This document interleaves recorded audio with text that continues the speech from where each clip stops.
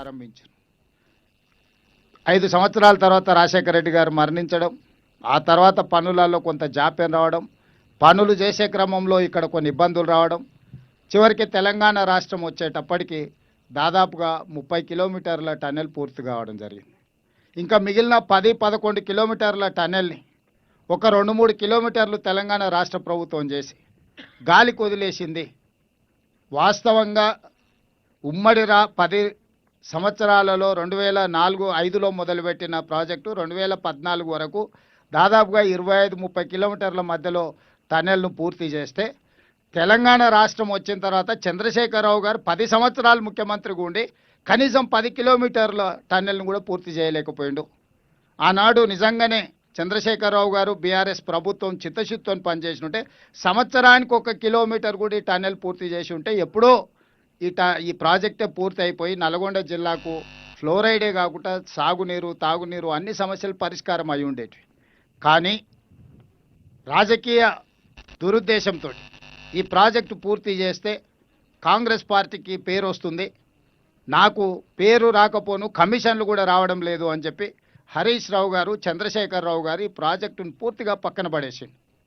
దాంతో తీరని అన్యాయం జరిగింది. ఈ లోపల 11,000 క్యూసెక్ల నీళ్లు తరలించకపోయే పోతిరెడ్డిపాడును 44,000 క్యూసెక్లకు పెంచుకోవడం జరిగింది. ఆ ప్రాజెక్టు పూర్తి అయిపోయింది. 44,000 క్యూసెక్ల పోతిరెడ్డిపాడును మళ్ళీ 80,000 క్యూసెక్లకు పెంచుకోవడానికి జగన్మోహన్ రెడ్డి గారు వచ్చి ఆ పనులు కూడా దాదాపుగా పూర్తి చేసుకునే ప్రయత్నం చేస్తున్నాడు. ఇవాళ గ్రావిటీ ద్వారా 4,000 క్యూసెక్ల నీళ్ళని మనం నల్గొండకు తీసుకెళ్లాలి అనే ప్రయత్నం చేస్తే చంద్రశేఖరరావు గారి యొక్క కుత్సితమైన ఆలోచనలతోటి, వక్ర బుద్ధితోటి ఈ ప్రాజెక్టును పడుకోబెట్టిండ్రు. మా ప్రభుత్వం వచ్చిన తర్వాత ఇది మొత్తం దేశంలోనే ఒక మంచి ప్రాజెక్ట్. ఇక్కడ ఒక విషయం మీడియా మిత్రులకు చెప్పాలి, ప్రపంచంలో ఎక్కడ కూడా 42 కిలోమీటర్ల టన్నెల్ ప్రాజెక్టు ప్రపంచంలోనే లేదు.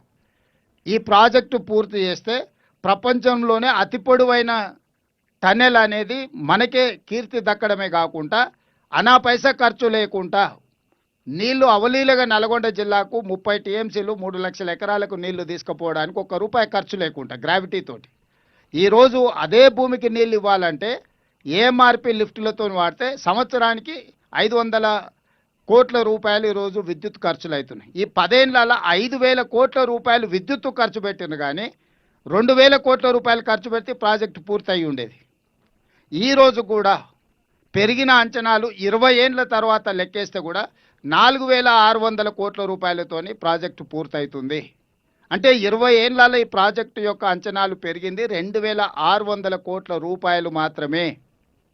ఆనాడు 2,000 కోట్లతో టెండర్ పిలిస్తే ఈనాడు ఈ రోజున్న అంచనాల ప్రకారం 4,600 కోట్ల రూపాయలు, అంటే కేవలం 2,600 కోట్ల రూపాయల అంచనాలు పెరిగితే 30 టీఎంసీలు 3 లక్షల ఎకరాలకు మనము గ్రావిటీ ద్వారా నీళ్ళు ఇచ్చుకున్న ప్రాజెక్టును దుర్మార్గమైన ఆలోచనతో, రాజకీయపరమైన ద్వేషంతో నల్గొండ జిల్లాకు, మహబూబ్ నగర్ జిల్లాకు చంద్రశేఖరరావు గారు తీరని అన్యాయం చేశారు.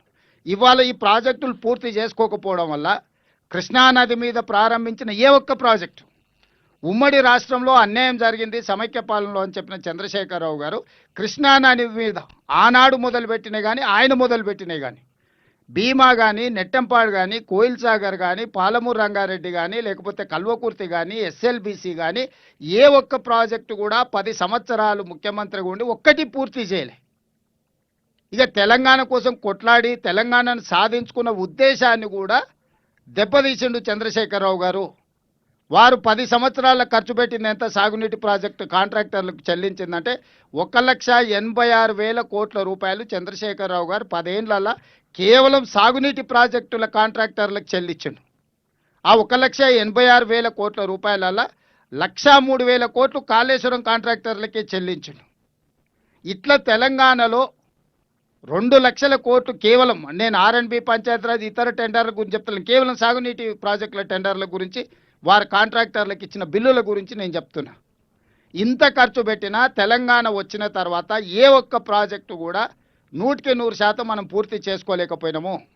ఆ పక్కల వెలుగోడు ప్రాజెక్టు కానీ, ఇతర ప్రాజెక్టులు కానీ అవతల వాళ్ళు వేగంగా కంప్లీట్ చేసుకోవడం, ముచ్చుమారి కానీ ఇట్లా ప్రతి ప్రాజెక్టు చివరికి రాయలసీమ లిఫ్ట్ పేరు మీద మళ్ళొక దాదాపుగా రోజుకు 10 టీఎంసీల నీళ్లు తరలించడానికి అవతల ప్రణాళికలు వేసుకొని నీళ్లు తరలించకపోతున్నారు. దీనికి ప్రధానమైన కారణం ఏంది?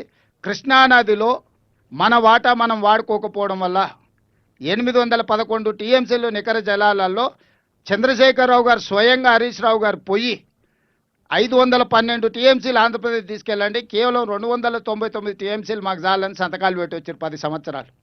ఇలా ఉత్తమ్ కుమార్ రెడ్డి గారు మంత్రి అయినాక, నేను ముఖ్యమంత్రి అయినాక అన్ని దగ్గరలో మా అభ్యంతరాలు పెడితే వాళ్ళకు సుప్రీంకోర్టులో కూడా ఇదే వేసారు. ఆల్రెడీ తెలంగాణ ప్రభుత్వం 299 టీఎంసీలకు ఒప్పుకున్నది కాబట్టి కొత్త ట్రిబ్యునల్లో మీరు అదనంగా అడగడానికి మీకు అవకాశం లేదు, మీరు ఎట్లా అడుగుతారని ఈరోజు ఆంధ్రప్రదేశ్ వాదన తీసుకొచ్చింది. మేము చెప్పినాం అతను తప్పుడు ఆలోచనలతోని దురుద్దేశంతో అవగాహన రాహిత్యంతో ఇట్లాంటి సంతకాలు పెట్టిండు.